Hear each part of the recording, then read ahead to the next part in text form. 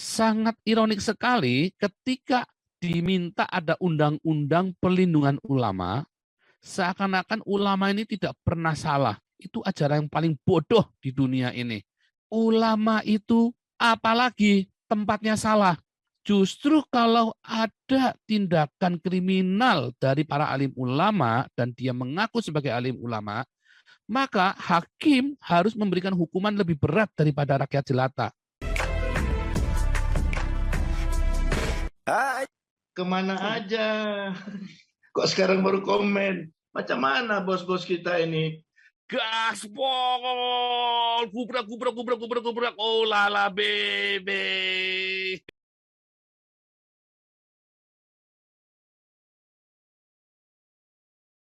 Hari ini kita mendapat kabar undang-undang anti kekerasan terhadap wanita dan undang-undang perlindungan ulama. Ya, sangat ironik sekali ketika diminta ada undang-undang perlindungan ulama, seakan-akan ulama ini tidak pernah salah. Nah, itulah ajaran dalam Islam. Ulama, Nabi nggak pernah salah.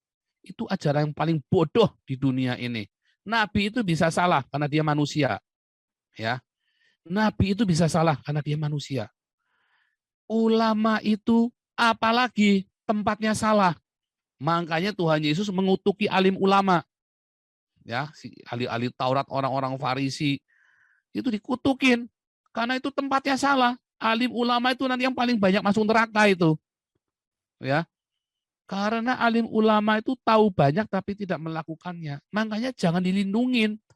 Justru kalau ada tindakan kriminal dari para alim ulama dan dia mengaku sebagai alim ulama, maka hakim harus memberikan hukuman lebih berat daripada rakyat jelata.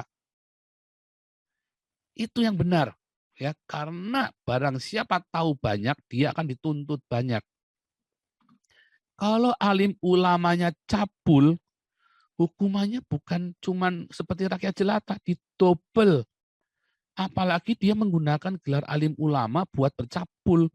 Ya, ada 8 santri sampai hamil, pendeta melakukan pelecehan sosial terhadap jemaatnya sendiri. Itu hukumannya harus lebih berat daripada orang biasa. Karena ketika orang awam punya sedikit kesempatan melakukan tindakan itu, para pendeta, para alim ulama ini diberi kesempatan banyak.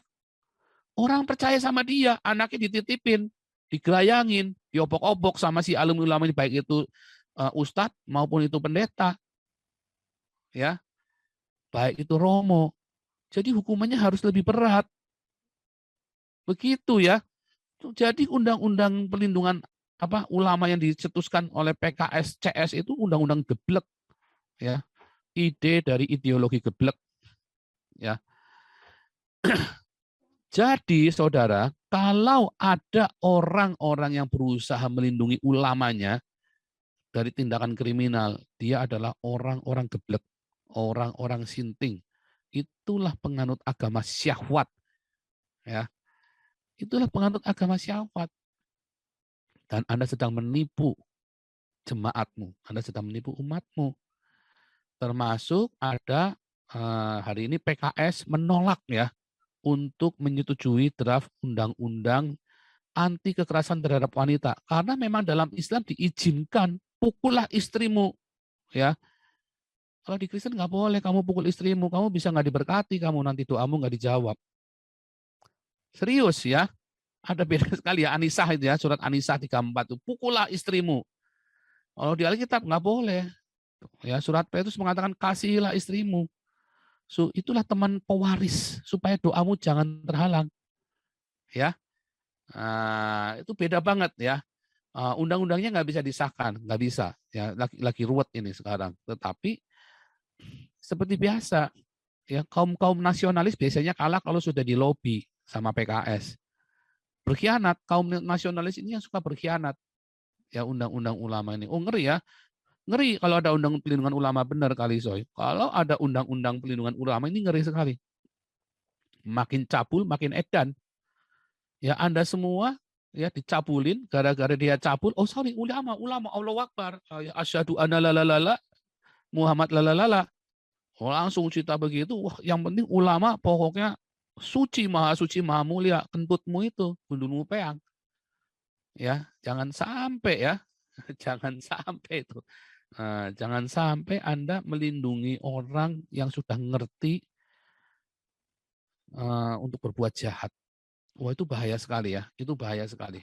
Dan ini yang harus kita suarakan ya kepada pemerintah. Bahwa ulama itu nggak perlu dilindungi. Kalau dia memang berasal dari Tuhan, biarlah Tuhan yang melindungi dia. Iya dong. Kalau enggak ajaran dia tai semua, kentut semua. Kalau memang berasal dari Tuhan, biar Tuhan yang lindungin dia. Bukan jemaat yang lindungin dia. Goblok tuh jemaatnya tuh. Kalau mau ngelindungin ulamanya. Jemaat goblok. Ya, hanya jemaat goblok yang mau melindungi ulamanya. Yang mau juga melindungi pendetanya. Kalau memang pendeta itu dari Tuhan, biarlah Tuhan yang melindungi dia. Begitu dong. Tuhan Yesus contohnya. Ya, waktu muridnya itu mau pasang badan buat bela Tuhan Yesus bilang, sarungkan pedangmu. Nggak boleh. Orang yang hidup dengan pedang akan mati dengan pedang. Kamu kira aku tidak bisa memerintahkan 12 pasukan malaikat dari surga? Harusnya pendeta-pendeta kalau kamu benar, kirimkan dong 12 pasukan malaikat dari surga buat melindungi dirimu. Para ulama, kalau kamu merasa benar, ya suruh dong Jibril datang. Ya buraknya naik burak, ya Anda mau ditangkap polisi naik burak, ya harusnya begitu. Ya, tapi kan nyatanya enggak, artinya kan agamamu bohong. Berarti kan agamamu tipu daya semua. Ya kan? Apalagi agamamu dipakai buat menghamili santri-santrimu. Dengan alasan nanti dapat pahala. Pahalu, bukan pahala. Serem ya. Serem. Ya, serem. Ya, serem. Maka dari itu, undang-undang pelindungan ulama ini harus di-cancel. Dan orang yang mengusulkannya ini harus dicurigai. Bahwa dia akan mendirikan khilafah. Walaupun itu yang dimaksud adalah termasuk para pendeta. Ya saya nggak urusan. Nggak boleh. Ya, pendeta, apalagi kalau pendeta merangkap politikus, macam pengacara si KC. Wah, itu laknat biadab itu. Itu pasti iblis itu. Pendeta yang merangkap pengacara, merangkap politikus itu hanya iblis. Ya, hanya iblis. Nah, itu kita mesti ini ya, mesti kita hindari. Nah, kita akan, saya mau tampilkan ininya ya, beritanya ya. Saya mau tampilkan beritanya terlebih dahulu. Tetapi ini sebentar, ini biar Pak Robert bicara dulu nih. Ini Pak Yusuf Wang ini dari Dokter Medsos atau ini Pak Yusuf Wang? Mau bicara Pak Yusuf Wang? Oke, Amerika dulu ini ya. Terima kasih. Anda telah menyimak video ini sampai selesai. Silakan tuliskan masukan atau pengalaman Anda sesuai tema video yang kami sajikan. Kami berharap masukan Anda bisa memberi edukasi sebagai bahan pertimbangan untuk membangun pola pikir positif. Kepedulian Anda sangat bermanfaat membangun generasi dalam menyikapi narasi atau sumber berita.